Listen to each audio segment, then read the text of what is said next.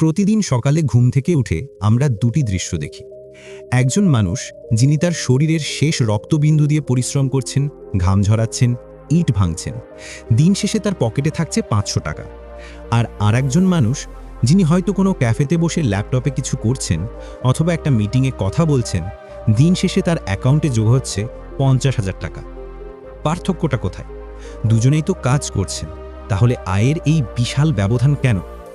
কারণটা সহজ। আমরা ছোটবেলা থেকে একটা ভুল কথা শুনে বড় হয়েছি, কঠোর পরিশ্রমী সৌভাগ্যের চাবিকাঠি। কথাটা সম্পূর্ণ ভুল নয়, কিন্তু এটা অর্ধেক সত্যি। আজকের ভিডিওতে আমরা সেই বাকি অর্ধেক সত্যিটা জানব। কেন টাকা শুধু কঠোর পরিশ্রমে আসে না? টাকা আসে ব্রেইন বা মস্তিষ্কের সঠিক ব্যবহারে। আমাদের আজকের আলোচনার বিষয়টি হয়তো অনেকের কাছে বিতর্কিত মনে হতে পারে। অনেকেই বলবেন, পরিশ্রম ছাড়া আবার টাকা আসে নাকি? আমিও আপনার সাথে একমত। পরিশ্রম অপরিহার্য। আপনি যদি ভাবেন যে এই ভিডিওতে আমি আপনাকে কোনো গেট রিচ কুইক স্কিম দেখাতে যাচ্ছি যেখানে কোনো কাজ না করেই কোটিপতি হওয়া যায়, তাহলে আপনি ভুল ভাবছেন। পরিশ্রম হলো গাড়ির জ্বালানি বা তেল, এটা ছাড়া গাড়ি চলবে না। কিন্তু আপনার ব্রেইন বা মস্তিষ্ক হলো সেই গাড়ির স্টিয়ারিং এবং জিপিএস। আপনি যদি তেল পুড়িয়ে শুধু একই জায়গায় গোল গোল ঘুরতে থাকেন, তাহলে আপনার তেলও শেষ হবে, শক্তিও শেষ হবে, কিন্তু আপনি কোথাও পৌঁছতে পারবেন না। কিন্তু আপনি যদি ব্রেইন ব্যবহার করে ম্যাপ ঠিক করেন, কোন রাস্তা দিয়ে গেলে ট্রাফিক কম, কোন পথে গেলে দ্রুত পৌঁছানো যাবে সেটা ঠিক করেন, তাহলেই আপনি কম জ্বালানিতে কম সময়ে গন্তব্যে পৌঁছাবেন। আজ আমরা সেই স্মার্ট মানির ফর্মুলা নিয়ে কথা বলবো। আমরা দেখব কিভাবে শুধু হার্ড ওয়ার্কার না হয়ে একজন স্মার্ট ওয়ার্কার হওয়া যায়। ধাপ 1, সময়ের ফাঁদ। আমাদের বেশিরভাগ মানুষের আয়ের প্রধান মডেলটা কি? এটা হলো সময় টাকা। একজন চাকরিজীবী 8 ঘন্টা সময় দেন, মাস শেষে বেতন পান। একজন ডাক্তার রুগী দেখে সময় দেন, ফি পান। একজন রিক্সা চালক সময় দিয়ে রিক্সা চালান, ভাড়া পান। এই মডেলের সবচেয়ে বড় সমস্যা হলো সময় সীমিত। আপনার কাছে দিনে 24 ঘন্টাই আছে। আপনি চাইলেও 25 ঘন্টা কাজ করতে পারবেন না। আপনি যদি অসুস্থ হন, আপনার আয় বন্ধ। আপনি ঘুমাচ্ছেন, আপনার আয় বন্ধ। এটা হলো অ্যাক্টিভ ইনকামের ফাঁদ। কিন্তু ব্রেইন ব্যবহার করা মানুষরা এই ফাঁদ থেকে বেরিয়ে আসেন। তারা সময়ের সমান টাকা এই সমীকরণটাকে বদলে ফেলেন। কিভাবে?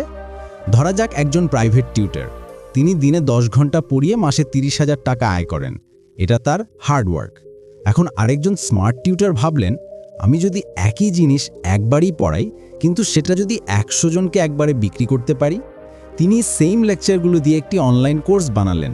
তিনি যখন এই কোর্সটা বানাচ্ছিলেন, তখন তিনি হার্ডওয়ার্ক করেছেন, কিন্তু একবার বানানো হয়ে যাওয়ার পর তিনি যখন ঘুমাচ্ছেন, তখনও মানুষ তার কোর্স কিনছে। তিনি যখন ছুটিতে, তখনও তার অ্যাকাউন্টে টাকা ঢুকছে। তিনি তার সময়কে টাকার সমীকরণ থেকে আলাদা করে ফেলেছেন। তিনি তার জ্ঞানকে একটি সম্পদ বা অ্যাসেটে পরিণত করেছেন। এটাই হলো ব্রেইন ব্যবহারের প্রথম ধাপ। ধাপ 2, লিভারেজ।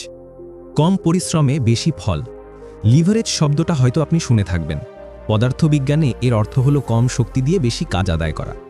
অর্থনীতির জগতেও এর অর্থ একই। স্মার্ট লোকেরা 3 ধরনের লিভারেজ ব্যবহার করেন। ধরুন আপনি একজন খুব ভালো রাঁধুনি। আপনি একা একটি রেস্টুরেন্ট চালালে দিনে 100 জন মানুষকে খাওয়াতে পারবেন। এটা আপনার হার্ডওয়ার্ক।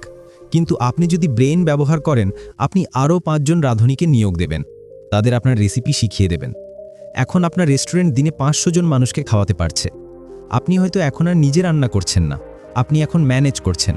কিন্তু ওই 5 জনের পরিশ্রমের একটা অংশ আপনার কাছে আসছে, কারণ সিস্টেম বা আইডিয়াটা আপনার। আপনি এখন শুধু নিজের নয়, অন্যের সময়ের ওপরও লিভারেজ নিচ্ছেন। এটা হলো টাকা দিয়ে টাকা বানানো। ধরা যাক আপনার কাছে 10 লক্ষ টাকা আছে। আপনি সেটা দিয়ে একটি দোকান দিলেন।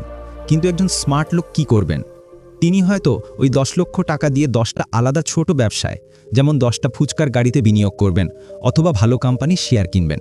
এখন ওই 10টা ব্যবসার মালিকরা হার্ডওয়ার্ক করছেন, আর তিনি সেই পরিশ্রমের লভ্যাংশ পাচ্ছেন। তার টাকা তার জন্য কাজ করছে। ওয়ারেন বাফেট কিন্তু ইট ভেঙে ধনী হননি। তিনি অন্য মানুষের হার্ডওয়ার্কের ওপর ব্রেইন খাটিয়ে বিনিয়োগ করে ধনী হয়েছেন। এটাই এই যুগের সবচেয়ে শক্তিশালী লিভারেজ। একটা উদাহরণ দেই। বহু বছর আগে গান শুনতে হলে গায়ককে আপনার সামনে এসে গাইতে হতো। সময় ইকুয়াল টাকা। এরপর এলো ক্যাসেট। একজন গায়ক একবার গাইলেন, সেটা লক্ষ লক্ষ কপি বিক্রি হলো। এটা স্কেলেবিলিটি। আর এখন ইউটিউব বা স্পটিফাই।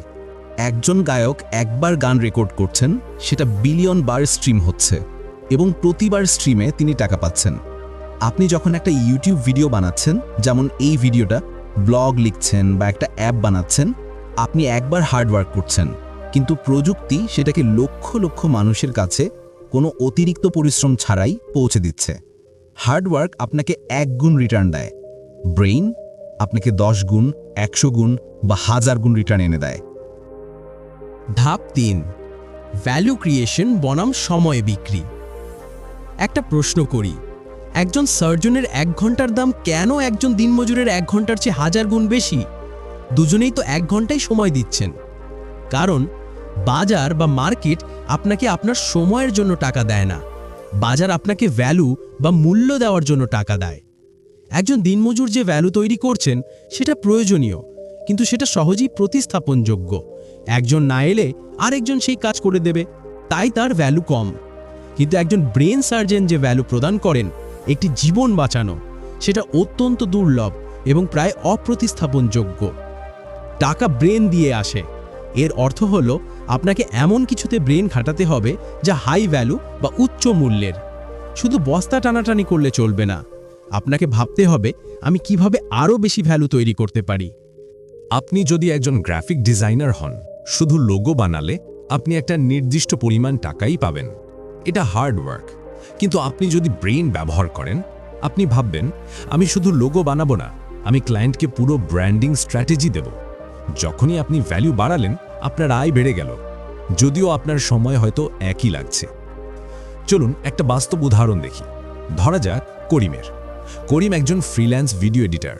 সে প্রতিদিন 16 ঘন্টা কাজ করে, সে মাসে 50,000 টাকা আয় করে।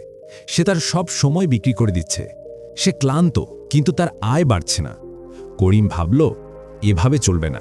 সে ব্রেন খাটালো, সে আরও 3 জন জুনিয়র এডিটরকে নিয়োগ দিল।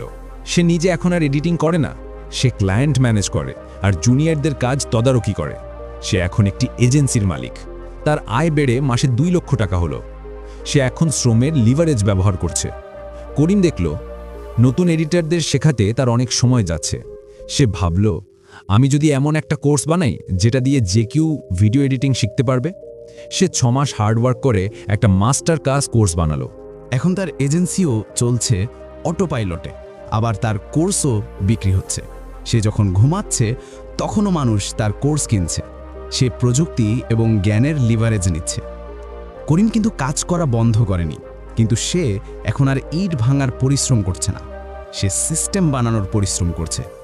এইটাই হলো পরিশ্রম আর ব্রেইনের পার্থক্য। ভিডিওর শুরুতে বলেছিলাম, পরিশ্রম হলো গাড়ির ইঞ্জিন আর ব্রেইন হলো ড্রাইভার। আপনার যদি মার্সিডিজ গাড়ির ইঞ্জিনও থাকে কিন্তু কোনো ড্রাইভার না থাকে, গাড়িটা গ্যারেজেই পড়ে থাকবে। আবার আপনার যদি খুব ভালো ড্রাইভার বা ব্রেইন থাকে কিন্তু ইঞ্জিনে তেল না দেন, তাহলেও গাড়ি চলবে না। সফলতার জন্য দুটোই দরকার, কিন্তু আমরা বেশিরভাগ মানুষ শুধু তেল ভরার দিকেই মনোযোগ দিই, ড্রাইভিং শেখার দিকে নয়। আমরা ভাবি আরও বেশি ঘন্টা কাজ করলেই বুঝি ধনী হওয়া যাবে। না, আপনাকে থামতে হবে, আপনাকে ভাবতে হবে, আমি কি আমার সময় বিক্রি করছি নাকি ভ্যালু তৈরি করছি? আমি কি আমার কাজকে স্কেল করতে পারি? আমি কি লিভারেজ ব্যবহার করছি? আমার টাকা কি আমার জন্য কাজ করছে? এই প্রশ্নগুলোর উত্তর যখন আপনি আপনার ব্রেন দিয়ে খুঁজে বের করবেন, তখনই আপনার জন্য সত্যিকারের সম্পদ তৈরির দরজা খুলে যাবে। আজকের আলোচনাটি যদি আপনার চিন্তায় সামান্য নাড়া দিয়ে থাকে, তাহলে ভিডিওটি লাইক করুন, কমেন্ট করে আমাকে জানান আপনার জীবনে হার্ড ওয়ার্কের এমন একটি উদাহরণ দিন যেটাকে আপনি স্মার্ট ওয়ার্কে পরিণত করতে চান। আমি চেষ্টা করব কিছু পরামর্শ দেওয়ার। আর অবশ্যই এরকম গভীর বিশ্লেষণমূলক ভিডিও আরও দেখতে চাইলে চ্যানেলটি সাবস্ক্রাইব করুন এবং বেল আইকনটি প্রেস করুন। মনে রাখবেন, পরিশ্রম করুন, কিন্তু তার আগে ভাবুন। ধন্যবাদ।